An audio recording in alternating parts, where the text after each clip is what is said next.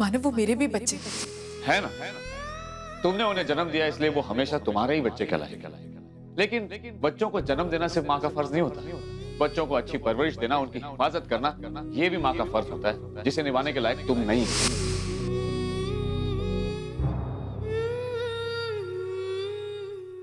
क्या हुआ मानो?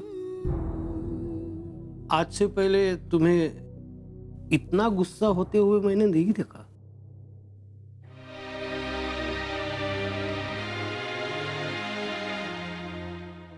हाँ बाबा, आज मैं बहुत अपसेट हो गया था, लेकिन क्या करूं बाबा, मैं अपने आप को संभाल ही नहीं पाया। जब भी ओवी और तेजू के साथ कोई ऊंच नीच होती है ना, तो मैं अपने आप में से बाहर हो जाता हूं।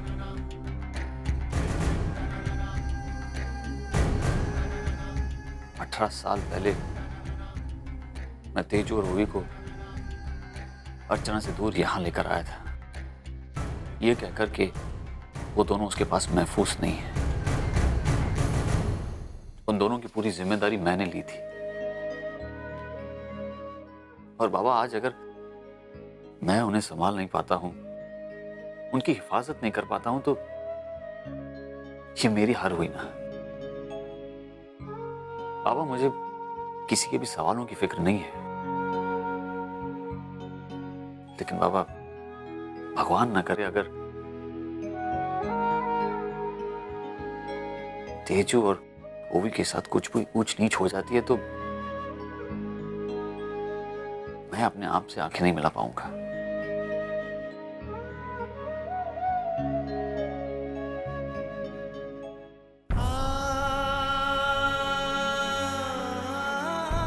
साल पहले मैंने एक आई से उसके बच्चों को अलग किया था, इस यकीन के साथ कि मैं उनकी पूरी जिम्मेदारी लेता हूं, उनकी हर जरूरत को मैं पूरी करूंगा।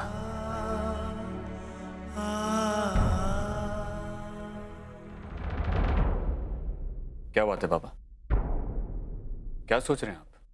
मैं ये सोच रहा हूं कि आज अगर अर्चना यहां होती तो ऐसा नहीं होता।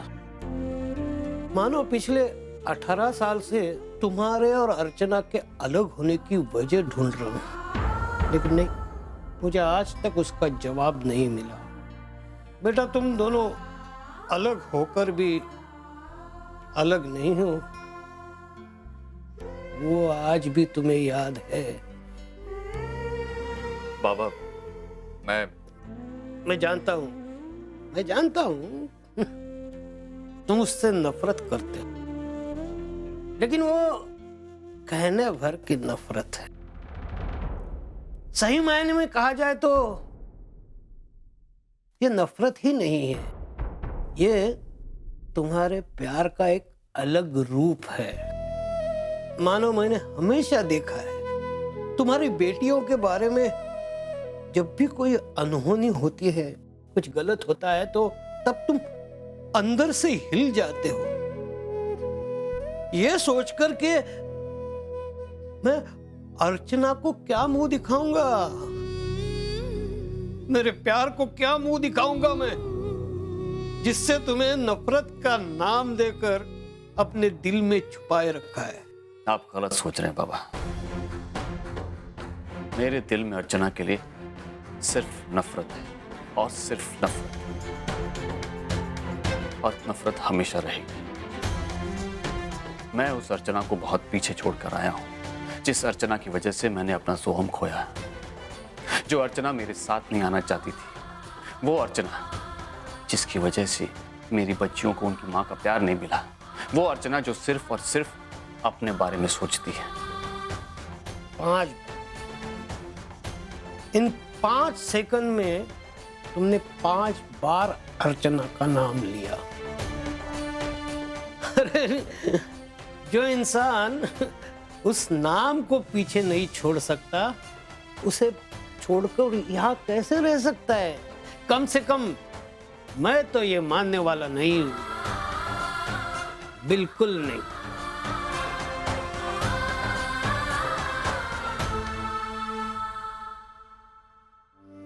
हे योगी, स्टॉप क्राइंग यार, स्टॉप क्राइंग, रोना बंद कर। वो भी उस अकड़ू के लिए जिसके दिल में तेरे फीलिंग्स की कोई कदर नहीं है। अगर ये डीके अंकल का बेटा नहीं होता ना, मैं समझा देती इसे अपनी लैंग्वेज में। पता नहीं समझता क्या है अपने आप को। फोटो देखना बंद कर, जब देखो इसकी फोटो देखती रहती है।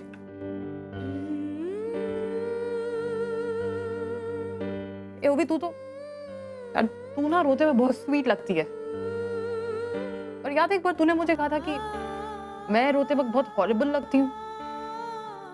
यार अगर तू रोएगी तो मेरी आंखों में भी तो आंसू आएंगे ना। तू चाहती है मैं हॉरिबल लगूं? And please don't cry, please.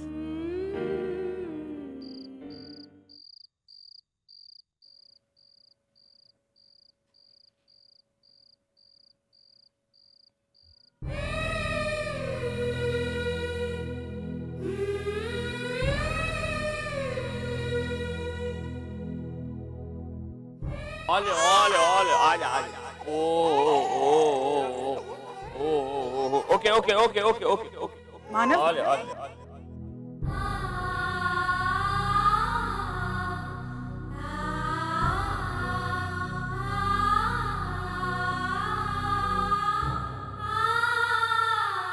अर्चना, ये चमत्कार कैसे हो गया? मानव ये कोई चमत्कार नहीं, ये तो माँ का स्पर्श। तुमने मुझे पहले क्यों नहीं बताया? अब मैं भी ऐसे ही करूंगा। तुम नहीं भी रहोगी ना, बच्चों को ऐसे ही चुप कराऊंगा।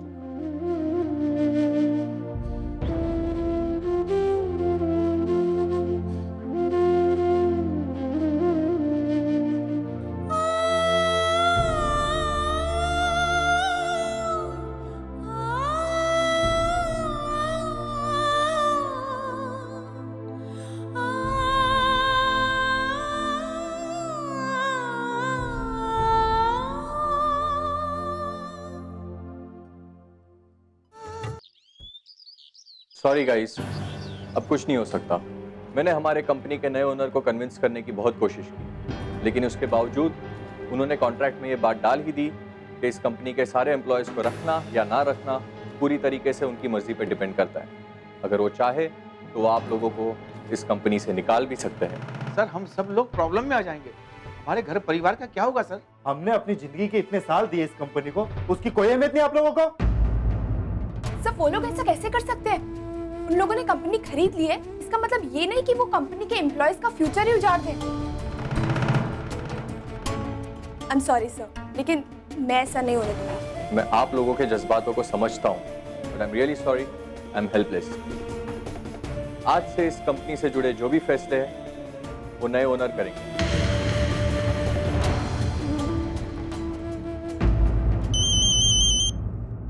एक मिनट, कनाडा से फोन है।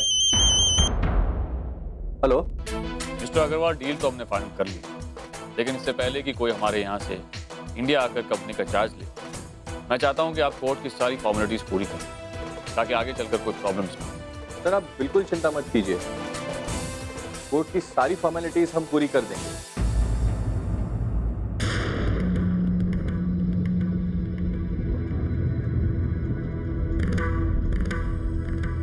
कोई प्रॉब्लम नहीं है, अब बस 2 दिन पहले मुझे इन्फॉर्म कर दीजिएगा, मैं यहाँ पे सारी अरेंजमेंट्स कर दूंगा।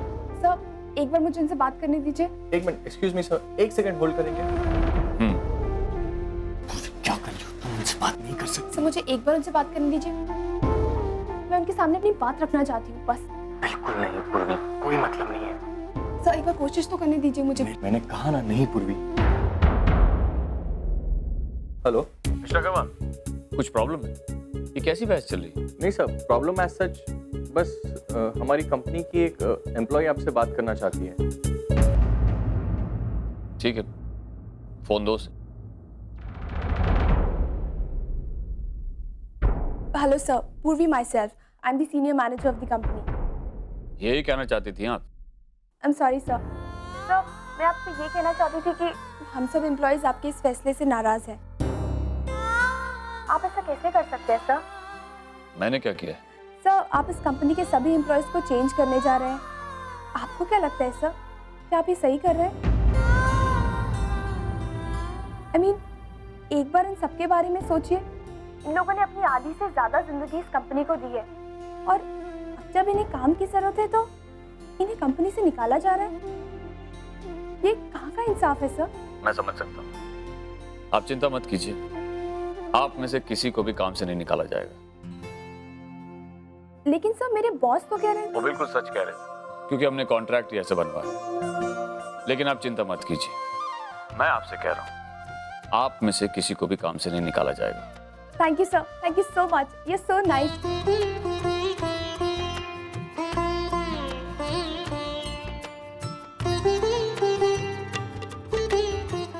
डोंट वरी, कोई कंपनी से नहीं निकाला जा रहा है। मैंने उनसे बात करके उन्हें कन्विंस कर लिया है।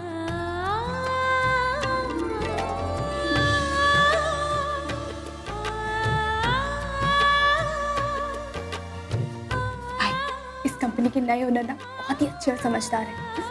मुझे उन्हें कुछ ज्यादा कहने की भी जरूरत नहीं पड़ी और उन्होंने झट से अपना फैसला बदल दिया। मुझे तो ताज्जुब हो रहा है कि कनाडा के लोग इतने अच्छे कैसे। कनाडा के नहीं, इंडिया के।